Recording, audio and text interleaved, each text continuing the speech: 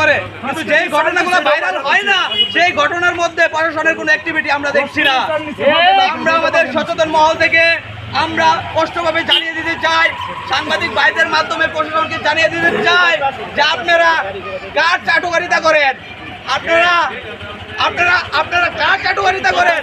আপনাদেরকে সরকার বেতন দেয়, আপনাদেরকে সরকার বেতন দেয় এই যারা অপরাধমূলক কাজ করে তাদেরকে গ্রেপ্তার করার জন্য, কিন্তু আপনারা দেখছি চাটুকারিতা শুরু করেছেন।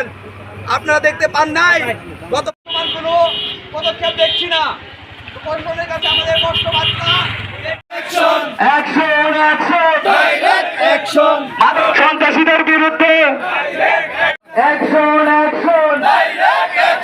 মাদকের বিরুদ্ধে এখনো গ্রেফতার করা হচ্ছে না।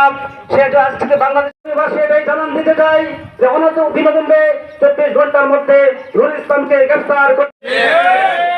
আর কোরআনের আইন কি আছে? কোরআনের আইন হলো কেউ যদি মাদক সেবন করে, আপনারা জানেন কিছু কিছু টিভির প্রশাসনের লোক আপনাদেরকে হাতে ধরি পায়ে পড়ি। কিন্তু আমরা কি দেখতে পাচ্ছি? আমরা দেখতে পাচ্ছি যারা মাদক ব্যবসা করে তাদেরকে পুলিশে ধরে নিয়ে যায়, আবার 2 দিন পর তারা চলে আসে।